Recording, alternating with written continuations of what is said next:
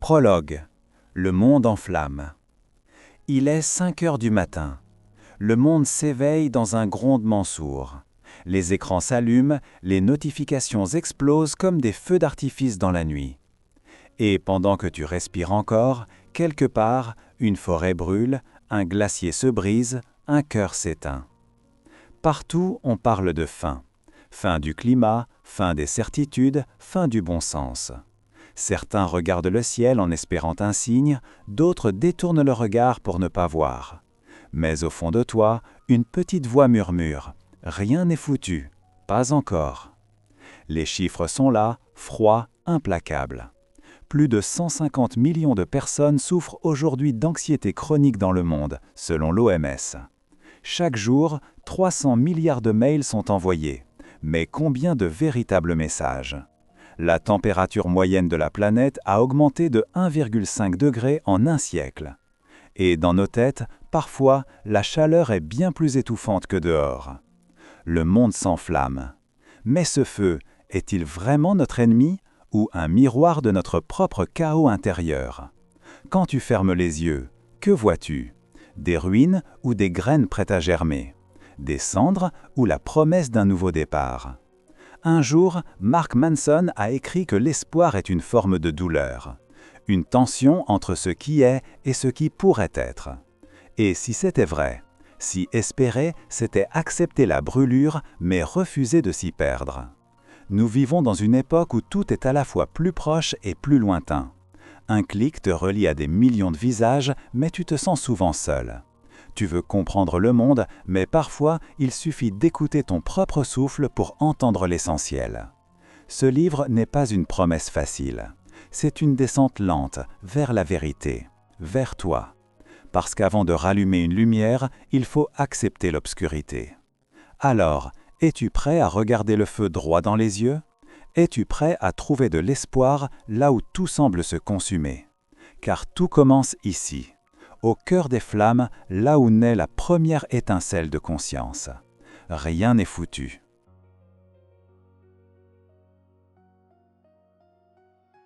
Chapitre 1. L'espoir, ce mot galvaudé. L'espoir, un mot si petit, mais si lourd à porter. Un mot qu'on répète comme une prière, sans toujours en comprendre le poids. Combien de fois l'as-tu prononcé sans y croire vraiment ? L'espoir que tout ira mieux, l'espoir que quelqu'un viendra te sauver, l'espoir qu'un jour, enfin, tu te sentiras vivant. Mais si l'espoir n'était pas un cadeau, mais un choix, un muscle intérieur qu'il faut entraîner encore et encore, parce qu'au fond, espérer, c'est oser imaginer une issue, même dans le noir. Selon le psychologue Charles Snyder de l'Université du Kansas, l'espoir se compose de 2 forces invisibles, la volonté et les chemins. La volonté, c'est ce feu qui brûle malgré la tempête. Les chemins, ce sont les routes que tu inventes quand le monde se ferme. Snyder disait que l'espoir n'est pas un sentiment, mais une stratégie de survie. Et il avait raison. Regarde autour de toi. Les peuples qui se relèvent après des guerres, les femmes qui reconstruisent après la perte, les hommes qui renaissent d'un échec brutal.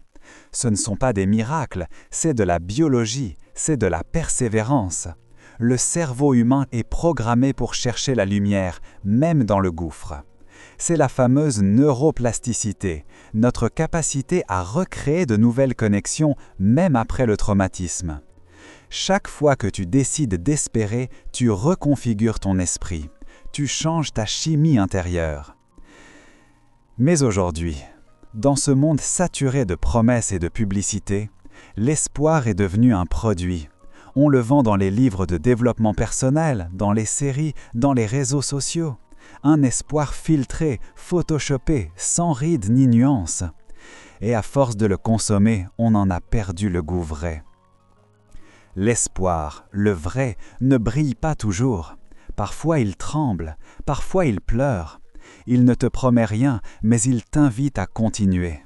C'est un compagnon discret, pas un messie. Tu sais, Pendant la Seconde Guerre mondiale, dans les camps, les prisonniers qui survivaient le plus longtemps n'étaient pas forcément les plus forts physiquement, mais ceux qui gardaient une raison, même minuscule, de se lever chaque matin. Viktor Frankl, psychiatre autrichien et survivant d'Auschwitz, écrivait que l'homme peut tout supporter s'il sait pourquoi. Ce pourquoi, c'est l'espoir en forme de sens. Et toi, quel est ton pourquoi? Pourquoi continues-tu à avancer malgré la fatigue, malgré les blessures? Ce n'est pas une question à répondre tout de suite, mais laisse-la tourner dans ton esprit, parce que c'est elle ta boussole. Tu vois, le problème n'est pas que les gens ont perdu l'espoir, c'est qu'ils l'ont confondu avec la certitude. Ils veulent des garanties, un résultat, une preuve avant d'y croire. Mais l'espoir, c'est tout le contraire. C'est un acte de foi dans l'incertain. C'est dire oui sans savoir où tu mets les pieds. Et si espérer, ce n'était pas attendre que les choses changent, mais changer ta manière de les regarder? Les Japonais ont un mot pour cela, kintsugi, l'art de réparer la céramique brisée avec de l'or. Leur philosophie dit que les cicatrices rendent l'objet plus précieux parce qu'elles racontent une histoire. Et si ton cœur, lui aussi, pouvait être recollé avec de l'or? Et si l'espoir, c'était ce fil doré que tu tends entre tes fractures? Tu n'as pas besoin d'être optimiste pour espérer. Tu as seulement besoin de croire que la vie vaut encore la peine d'être vécue, même dans ses fissures. Et ça, c'est peut-être la plus grande rébellion de notre époque. Alors ferme les yeux un instant, ressens ta respiration. Ce souffle, c'est la preuve que tout n'est pas fini. C'est le plus petit, mais le plus sincère des actes d'espoir. Parce qu'en réalité, l'espoir, ce n'est pas ce que tu attends du monde, c'est ce que le monde attend encore de toi. Rien n'est foutu.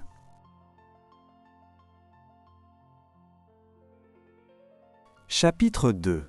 La douleur comme boussole. Il y a des matins où la douleur est la première à se lever, avant toi, avant même le soleil. Elle s'assoit au bord de ton lit, silencieuse, et t'attend. Elle te regarde droit dans les yeux, sans te juger, mais sans détourner le regard non plus. Parce qu'elle sait que tu ne peux plus faire semblant. La douleur n'est pas ton ennemi. Elle est ton guide, ton signal d'alarme, ton professeur le plus brutal. Et pourtant, tout dans notre société moderne nous pousse à la fuir. On l'anesthésie avec des distractions, des écrans, des notifications, de la consommation. Mais plus on fuit, plus elle nous poursuit. Parce que la douleur a une mission, te montrer là où tu refuses encore de voir. Des chercheurs en neurosciences à l'université d'Oxford ont démontré que la douleur émotionnelle active les mêmes zones du cerveau que la douleur physique. Quand ton cœur se brise, c'est littéralement ton corps qui souffre. Ton cerveau ne fait pas la différence entre une perte et une blessure. Mais ce que la science prouve aussi, c'est que cette souffrance peut te transformer. Elle réorganise ton système nerveux, redéfinit tes priorités, aiguise ton empathie. Tu deviens plus humain, plus vrai. Et si ta douleur n'était pas là pour te punir, mais pour te réveiller? Regarde Viktor Frankl, encore lui. Dans les camps de concentration, il observait que ceux qui trouvaient un sens à leur souffrance parvenaient à survivre. Pas parce qu'ils avaient moins mal, mais parce qu'ils donnaient un but à cette douleur. Il appelait cela la logothérapie, la thérapie par le sens. C'est simple, mais bouleversant. Si tu comprends pourquoi tu souffres, la souffrance change de forme. Alors demande-toi, et si ta douleur essayait de te parler, qu'est-ce de te dire? Qu'as-tu refusé d'écouter jusqu'ici? Dans la nature, tout ce qui grandit passe par la rupture. La graine doit se fendre pour devenir arbre, la chrysalide doit se déchirer pour libérer le papillon. Même la terre se brise pour laisser jaillir une source. Pourquoi crois-tu que l'humain devrait y échapper? En 2016, une étude menée à Harvard a révélé que les personnes ayant vécu des épreuves majeures, deuil, échec, maladie, développent davantage de résilience cognitive. Leur cerveau devient plus apte à trouver des solutions, à relativiser, à s'adapter. Autrement dit, la douleur rend plus intelligent. mais pas dans le sens scolaire du terme. Elle rend lucide. Elle t'apprend à reconnaître ce qui compte et à laisser tomber le reste. Mark Manson dit souvent que la vie, c'est choisir quelle douleur tu es prête à endurer. Tu ne peux pas éviter la souffrance, mais tu peux choisir sa signification. Tu peux décider que cette rupture, cette perte, ce silence serviront à grandir plutôt qu'à t'éteindre. La douleur, c'est la boussole qui pointe vers ta vérité.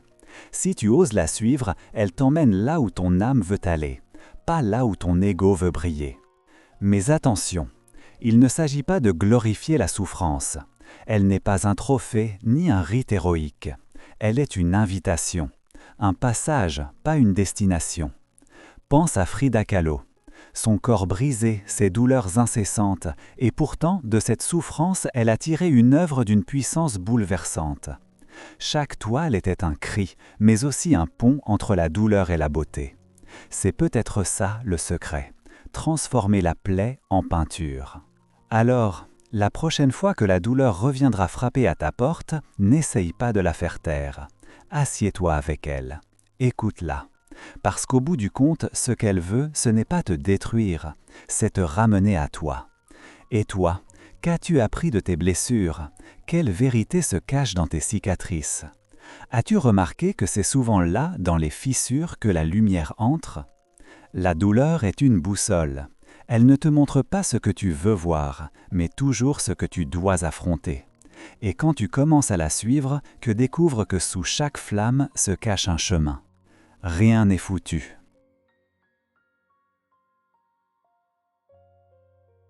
Chapitre 3. L'ère du trop. Nous vivons dans l'ère du trop. Trop d'informations, trop d'images, trop de choix, et pourtant un vide immense. Chaque jour, ton regard croise plus de 5000 messages publicitaires, selon une étude menée à New York par Media Dynamics. 5000 invitations à consommer, désirer, comparer, envier. Mais combien d'entre elles t'ont vraiment touché? Combien t'ont donné un vrai sens à ta vie? Le paradoxe est cruel. Jamais l'être humain n'a eu autant de liberté, et jamais il ne s'est senti aussi prisonnier. Nous avons troqué la rareté contre la saturation, l'attente contre l'immédiat, la profondeur contre la vitesse. Regarde autour de toi. Les gens scrollent plus qu'ils ne respirent. Nous cherchons le bonheur dans une succession d'images qui s'effacent plus vite que nos pensées. Une dopamine instantanée, suivie d'un silence lourd. Un silence qu'on comble à nouveau par un autre clic, un autre achat, un autre like. Mais au fond, qu'essayons-nous de remplir? L'Organisation mondiale de la santé affirme qu'en 2024, plus de 30% des jeunes adultes souffraient d'un trouble anxieux ou dépressif lié à la surcharge numérique. L'esprit humain n'a pas été conçu pour gérer ce flot d'informations. Chaque notification, chaque vidéo, chaque nouvelle alerte brûle un peu de ton attention. Et l'attention, c'est la matière première de ton âme. Mark Manson disait « Ton attention est ta monnaie la plus rare, parce que ce sur quoi tu la dépenses devient ta vie. » Et pourtant, on la gaspille dans des distractions qui ne laissent aucune trace. Nous vivons dans un océan de bruit, mais très peu de sons. Dans une avalanche de connexions, mais si peu de liens. C'est l'illusion du trop, croire que plus c'est mieux, alors que souvent, plus c'est moins. Et si le vrai luxe aujourd'hui, c'était la simplicité? Pouvoir se taire, se retirer, respirer. Pouvoir lire une page sans interrompre la pensée par une vibration. Pouvoir regarder quelqu'un dans les yeux sans détourner le regard vers un écran. Une étude menée par l'Université de Stanford montre que le multitâche numérique réduit de 40% les capacités de concentration. Ton cerveau ne peut pas jongler sans perte. Chaque fois que tu passes d'une chose à l'autre, une petite partie de ton énergie s'évapore. Et à la fin de la journée, tu ne comprends pas pourquoi tu es si fatigué. Mais ce n'est pas ton corps qui est épuisé, c'est ton âme. Nous sommes devenus des collectionneurs de sensations, mais des mendiants d'émotions vraies. On veut tout expérimenter, mais plus rien ne nous traverse, parce que tout va trop vite pour s'imprimer. Pense-y un instant. Quand as-tu ressenti pour la dernière fois un vrai silence? pas celui qui t'angoisse, mais celui qui t'enveloppe, celui qui te reconnecte à ce que tu es vraiment. Quand as-tu regardé le ciel sans penser à ton téléphone, sans chercher à capturer l'instant? L'ère du trop, c'est aussi l'ère du vide. Parce que quand tout est accessible, plus rien n'a de valeur. Quand tout est possible, plus rien ne compte. Et cette surabondance crée une nouvelle forme de pauvreté, la pauvreté du sens. Mais il existe une voie, celle du moins, du tri, de la clarté, de la sobriété intérieure. Des philosophes comme Byung-Chul Han parlent de la société de la fatigue, une civilisation qui s'épuise à force de produire, de performer, de se prouver. Et si tu n'avais rien à prouver? Et si ta vraie richesse, c'était justement de savoir t'arrêter? Dans ce monde saturé, l'acte le plus révolutionnaire n'est pas de tout posséder, mais de savoir ce que tu peux laisser partir, de dire non. Non à la distraction, au bruit, à la peur de manquer. Parce qu'à force de vouloir tout vivre, tu finis par ne plus rien ressentir. Alors, ferme les yeux, respire profondément. Laisse retomber le flot des pensées comme une mer qui s'apaise après la tempête. Et demande-toi, qu'est-ce que je veux garder et qu'est-ce que je peux laisser aller? Car c'est peut-être là, dans l'espace laissé vide, que renaîtra ton espoir. Rien n'est foutu.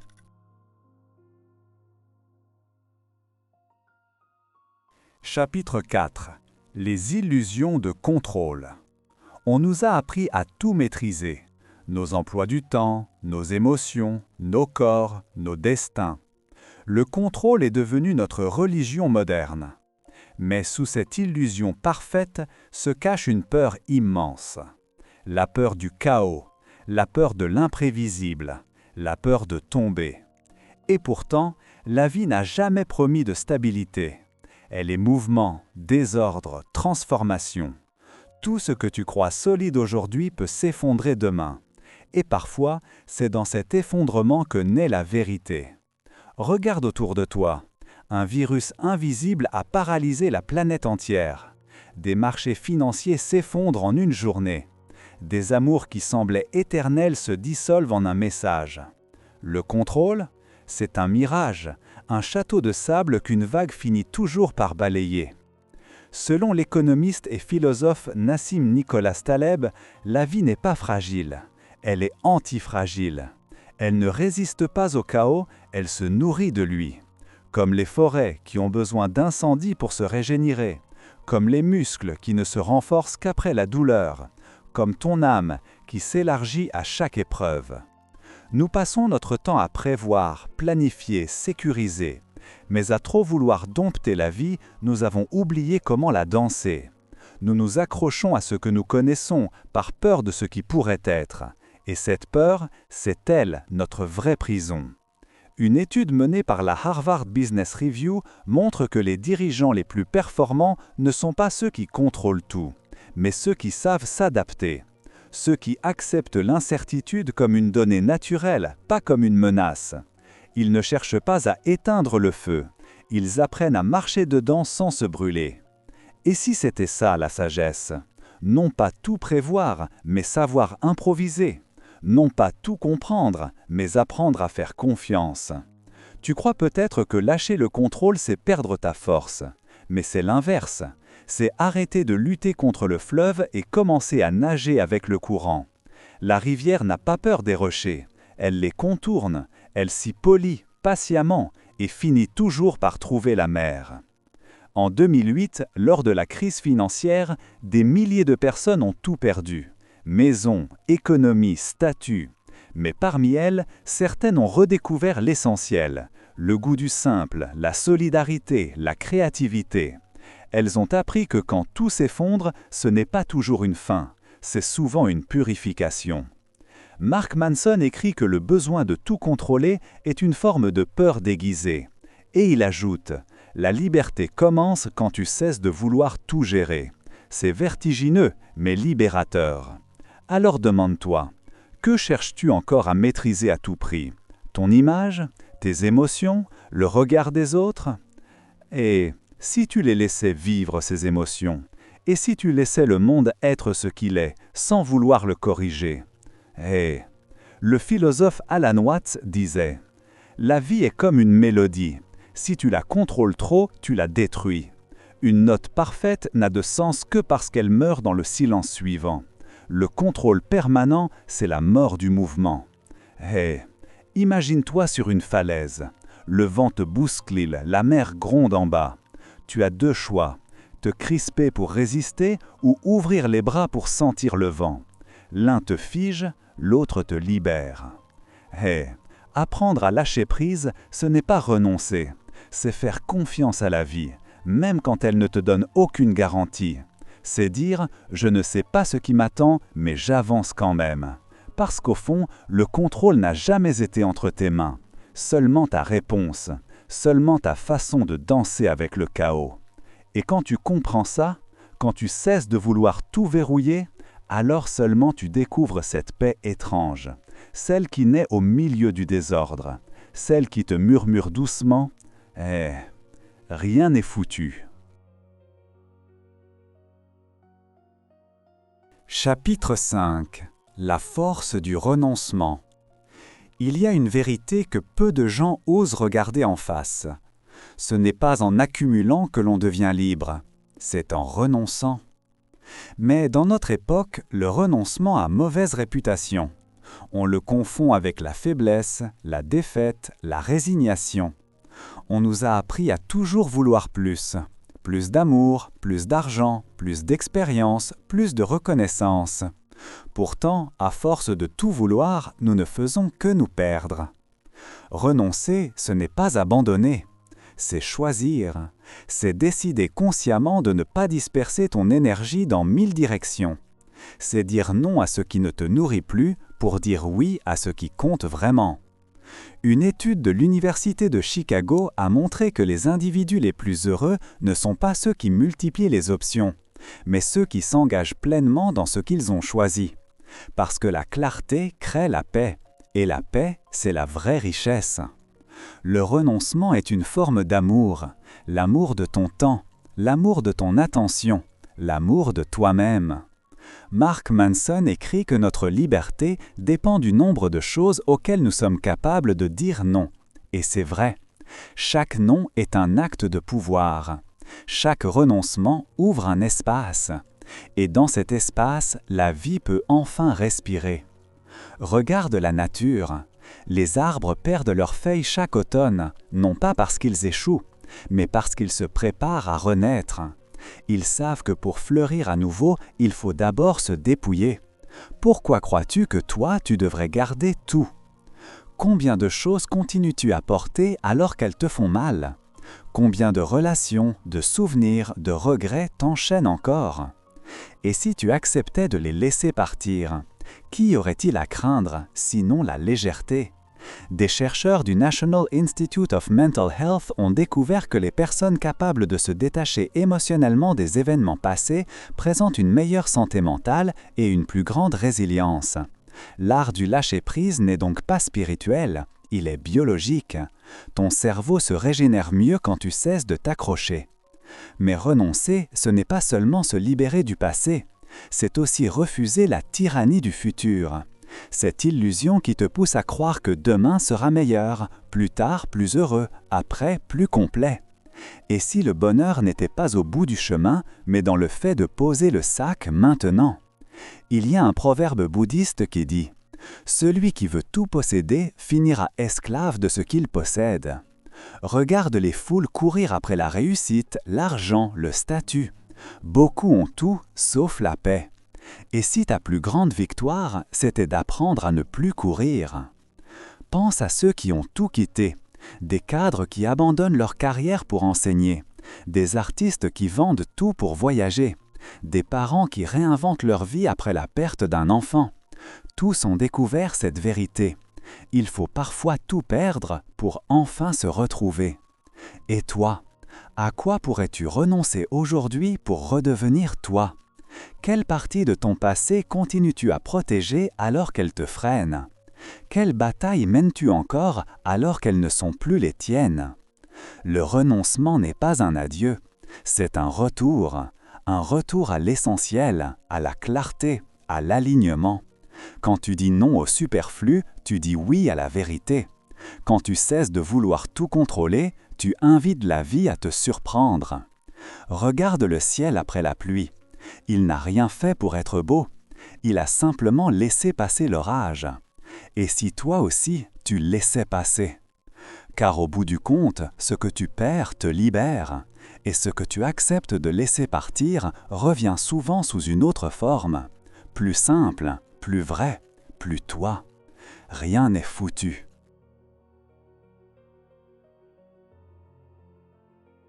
Chapitre 6. La vérité inconfortable. Il y a une vérité que peu de gens acceptent. Le bonheur permanent n'existe pas. Et ce n'est pas une tragédie, c'est une libération. Depuis des décennies, on nous vend le bonheur comme un objectif, une destination finale, un trophée brillant à atteindre après assez d'efforts, assez d'argent, assez de développement personnel. Mais la vie, elle, n'a jamais signé ce contrat. La vie est un cycle, pas une ligne droite. Des hauts, des bas, des creux, des respirations.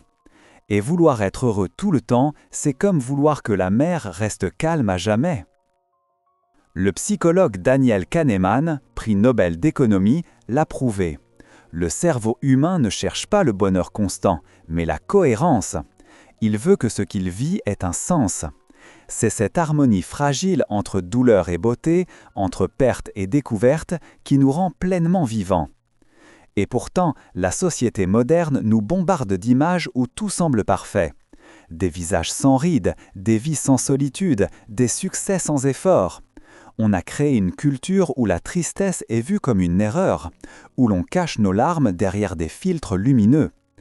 Mais la vérité, c'est que sans douleur, il n'y a pas de profondeur. Sans peur, il n'y a pas de courage. Sans nuit, la lumière perdrait son sens. Alors pourquoi avons-nous si peur d'être tristes? Une étude menée à l'Université de Californie a montré que supprimer ces émotions négatives augmente le stress et diminue l'immunité. Autrement dit, vouloir être heureux à tout prix te rend malade.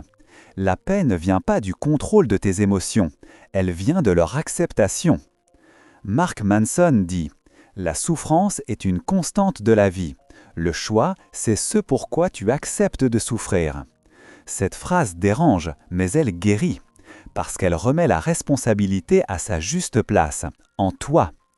Tu n'es pas responsable de tout ce qui t'arrive, mais tu es responsable de la signification que tu donnes à ce qui t'arrive.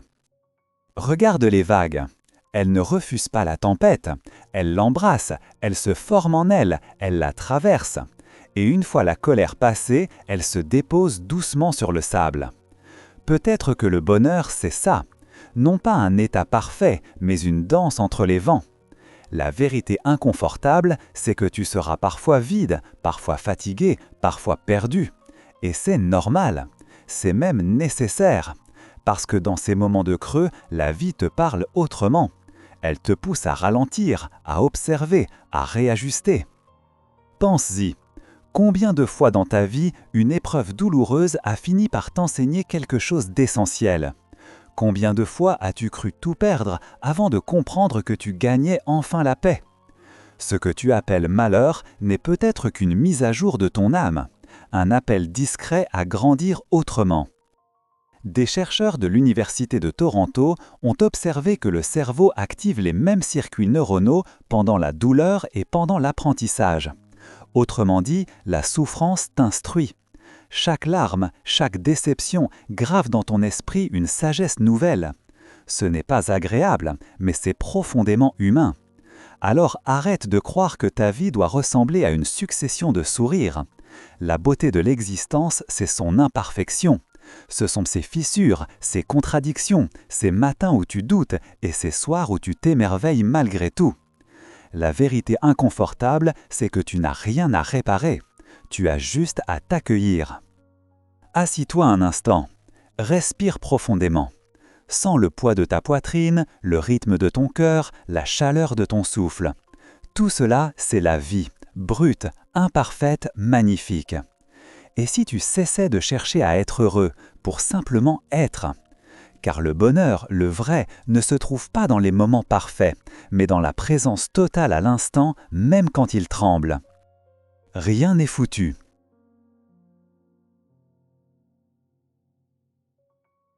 Chapitre 7.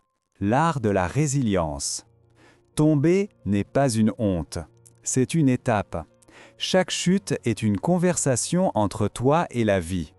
Un dialogue silencieux où elle te demande « Et maintenant, que vas-tu faire ?» La résilience n'est pas un miracle, c'est un art. L'art de se relever sans savoir comment, l'art de continuer alors que tout semble perdu, l'art de transformer les ruines en fondations. Le neuropsychiatre Boris Cyrulnik, rescapé de la Shoah, a consacré sa vie à comprendre ce phénomène. Il explique que la résilience, ce n'est pas oublier, c'est intégrer la blessure dans ton histoire sans qu'elle te définisse. C'est regarder la cicatrice et dire « Oui, j'ai souffert, mais je suis encore là ». Des études menées à l'Université de Pennsylvanie montrent que la résilience n'est pas un trait de caractère, mais une compétence. Elle se développe comme un muscle. Chaque fois que tu affrontes une difficulté, tu deviens un peu plus fort. Pas parce que la douleur diminue, mais parce que ta capacité à lui donner un sens augmente. Regarde Hiroshima. Une ville réduite en cendres, et pourtant, quelques années plus tard, des cerisiers ont refleuri dans les ruines. Des enfants ont recommencé à jouer dans les rues, des rires ont résonné là où régnaient les cris. Ce n'est pas l'oubli qui a sauvé Hiroshima, c'est la volonté de continuer à aimer malgré tout. La résilience, c'est ça. Refuser que la douleur est le dernier mot. Refuser que la peur soit la fin de l'histoire. Et toi, combien de fois t'es-tu déjà relevé, sans même t'en rendre compte ? Combien de fois as-tu cru que c'était fini, avant de découvrir une force que tu ne soupçonnais pas ?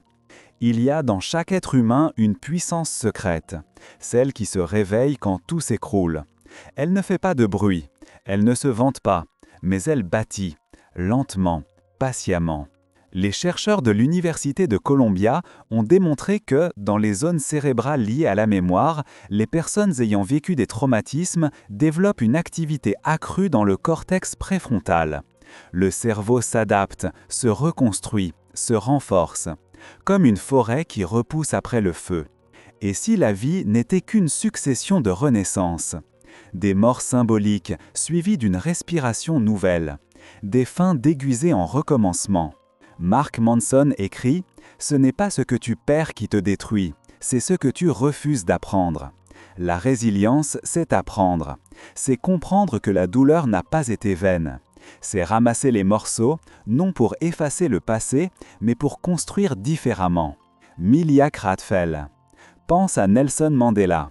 27 ans de prison, 27 ans d'humiliation, d'isolement, d'injustice. Mais au lieu de laisser la haine le consumer, il a transformé son enfer en école de sagesse.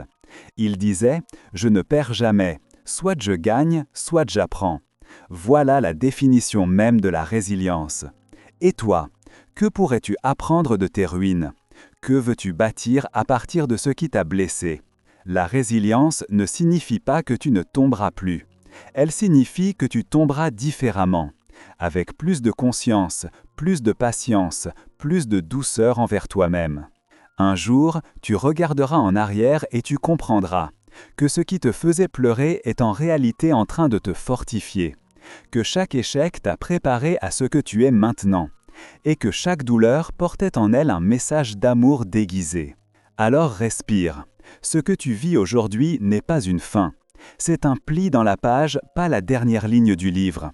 La vie n'en a pas fini avec toi. Et toi non plus, tu n'en as pas fini avec la vie.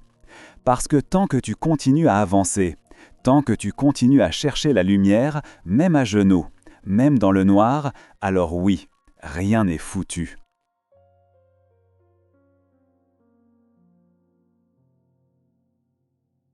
Chapitre 8. La foi en l'humanité. Après la tempête, il reste le silence. Et dans ce silence, parfois, un murmure, celui d'une main tendue, d'un regard, d'un geste presque invisible. C'est là, dans ces instants minuscules, que renaît la foi en l'humanité. On pourrait croire que le monde est perdu. Les guerres, les inégalités, les discours de haine, la peur de l'autre, tout semble prouver que nous avons échoué. Mais l'humain, dans son essence la plus brute, garde une flamme. Et cette flamme, elle résiste à tout. Pendant la pandémie de 2020, alors que la peur paralysait les rues, des milliers de personnes cousaient des masques pour leurs voisins, des étudiants faisaient les courses pour des inconnus, des soignants travaillaient sans relâche malgré la fatigue et la peur. Ce n'était pas spectaculaire, mais c'était héroïque. La bonté ne fait pas les gros titres, mais c'est elle qui maintient le monde debout.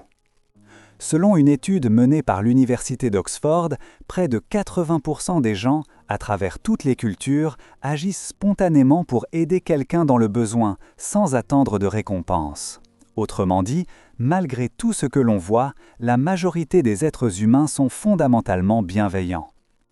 Et si le problème n'était pas que l'humanité est perdue, mais qu'on a simplement oublié de regarder ce qu'elle a encore de beau? Dans un village du sud de l'Italie, après un tremblement de terre, une femme a rassemblé les enfants sous un olivier et leur a appris à chanter.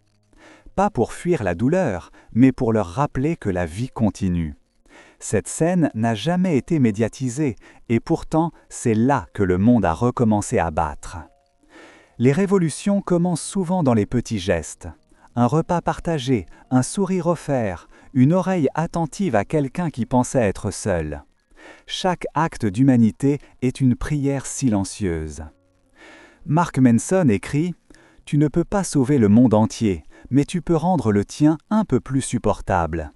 Et si chacun faisait juste ça, le monde changerait déjà. » Nous attendons toujours un grand sauveur, une figure politique, une invention, un miracle technologique. Mais la vérité, c'est que l'avenir du monde repose sur des choix simples, répétés des millions de fois par des gens ordinaires. Choisir la gentillesse plutôt que l'indifférence.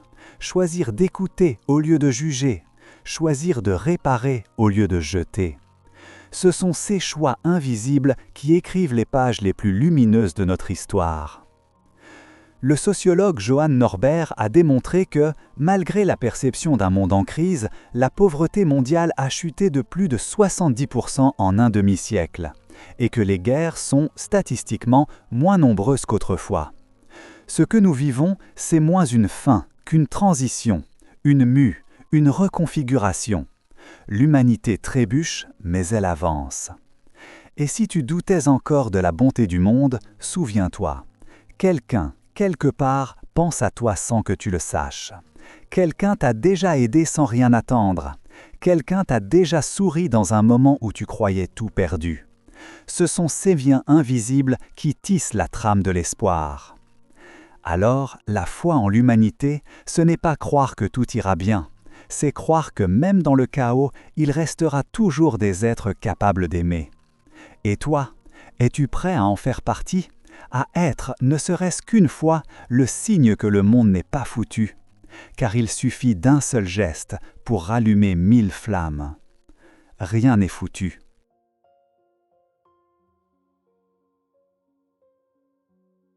Chapitre 9. Créer l'espoir. L'espoir, ce n'est pas quelque chose qu'on trouve, c'est quelque chose qu'on crée. Comme une graine qu'on plante dans un sol encore froid, sans savoir si le printemps viendra. Mais on plante quand même, parce que le geste seul est déjà une victoire. Beaucoup pensent que l'espoir tombe du ciel, qu'il vient d'une révélation, d'un miracle, d'une main tendue. Mais l'espoir ne vient pas vers toi, il vient de toi, de tes choix, de tes petits actes répétés, de ton refus obstiné de te laisser éteindre. Mark Manson écrit « L'action n'est pas la conséquence de la motivation, elle en est la cause. Ce que tu fais, même à petite échelle, rallume ta foi. Tu veux espérer ? Agis. Pas demain, pas quand tout ira mieux, maintenant. » Le psychologue Martin Seligman, père de la psychologie positive, a découvert que l'espoir se construit par 3 piliers. La maîtrise personnelle, la gratitude et le sens. Quand tu fais un pas, même minime, vers quelque chose qui te dépasse, Ton cerveau sécrète de la dopamine, la molécule de la possibilité. Tu sens que la vie répond. Ce n'est pas magique, c'est humain. Et si l'espoir n'était qu'une conversation chimique entre ton courage et ton futur? Regarde les volontaires qui nettoient les plages, les jeunes qui plantent des arbres au milieu du désert, les anonymes qui créent des associations pour nourrir ceux que la société oublie. Leur force ne vient pas de la certitude que tout ira bien, mais de la conviction que faire quelque chose vaut toujours mieux que ne rien faire. Créer l'espoir, c'est agir même sans garantie. C'est écrire une lettre à quelqu'un qui souffre. C'est prendre le temps d'écouter sans juger. C'est choisir la lumière, non pas parce que le monde en regorge, mais justement parce qu'il en manque. Et si tu commençais là où tu es? Pas besoin d'un grand projet, ni de moyens extraordinaires. Il suffit d'un geste, d'un mot, d'une intention. Chaque fois que tu aides quelqu'un à se relever, tu crées de l'espoir. Chaque fois que tu pardonnes, tu crées de l'espoir. Chaque fois que tu refuses de céder au cynisme, tu crées de l'espoir. En 1945, après la guerre, l'Europe n'était qu'un champ de ruines. Et pourtant, des hommes et des femmes ont choisi de reconstruire. Pierre après pierre, école après école, sourire après sourire. Ils n'avaient ni certitude, ni plan parfait. Mais ils avaient cette foi tranquille. Si on s'y met ensemble, tout peut renaître. Et si aujourd'hui, à ton échelle, tu faisais la même chose? Et si tu décidais que ton regard, ton énergie, ton amour pouvaient être une reconstruction? Regarde l'espoir créé par ton sourire. Regarde le monde entre ton visage. Créer l'espoir, c'est un acte politique, spirituel, humain. C'est dire au monde « Je ne nie pas ta douleur, mais je choisis ta beauté ». C'est refuser de céder à la peur collective, refuser d'ajouter du bruit à la confusion, refuser de vivre les yeux fermés. Parce qu'au fond, le monde ne changera pas grâce à des discours, mais grâce à des consciences éveillées, à des gens qui vivent différemment, aiment différemment, et s'aiment encore et encore malgré les tempêtes. Et toi, qu'est-ce que tu pourrais faire aujourd'hui, à ton échelle, pour rallumer une flamme? Pas pour changer le monde entier, juste ton petit coin de réalité. Parce que l'espoir, ce n'est pas un miracle. C'est un travail, un art, une responsabilité. Et il commence toujours par toi. Rien n'est foutu. Épilogue. Rien n'est foutu. Le feu s'est apaisé. Les cendres sont encore chaudes, mais déjà, entre elles, une pousse verte s'élève. Fragile, mais vivante. C'est ainsi que la vie recommence. Toujours, malgré tout. Tu as traversé la peur, la douleur, la perte, le chaos. Et te voilà ici, entier, respirant, présent. Peut-être que rien n'a vraiment changé autour de toi. Le monde est encore incertain, bruyant, injuste parfois. Mais quelque chose en toi a bougé. Une compréhension silencieuse, une paix étrange, faite d'acceptation et de courage. Parce qu'au fond, l'espoir n'était pas dehors, il dormait en toi depuis le début. Il attendait simplement que tu cesses de fuir. Tu vois, chaque être humain est une flamme, parfois vacillante, parfois éclatante, mais jamais totalement éteinte. Même dans les ténèbres les plus épaisses, il suffit d'un souffle, d'un regard, d'un acte d'amour pour la rallumer. Et cette flamme-là, c'est tout ce qu'il faut pour éclairer le monde. Regarde les étoiles. Certaines sont mortes depuis des millénaires, et pourtant, leur lumière continue de voyager jusqu'à nous. C'est peut-être ça le secret de l'espérance. Savoir que ce que tu fais, ce que tu dis, ce que tu aimes, peut continuer à briller bien après toi. Alors marche, même lentement, même avec des doutes. Marche parce que chaque pas est une prière, parce que chaque souffle est une promesse, et parce que tant que tu avances, le monde avance avec toi. Tu n'as pas besoin d'être parfait, Tu n'as pas besoin d'avoir tout compris. Tu n'as besoin qu'une chose, continuer à aimer malgré tout. Aimer la vie, même quand elle te heurte. Aimer les autres, même quand ils te déçoivent. Aimer le monde, même quand il brûle. Parce que c'est dans cet amour têtu, indestructible, que naît la seule certitude possible. Rien n'est foutu. Et si tu fermes les yeux maintenant, si tu écoutes ton propre souffle, tu l'entendras, cette voix douce venue du fond du silence. Continue, car tant que ton cœur bat, tant que tes yeux cherchent la lumière, tant que tu es encore capable d'espérer, alors oui, le monde peut encore être sauvé. Rien n'est foutu.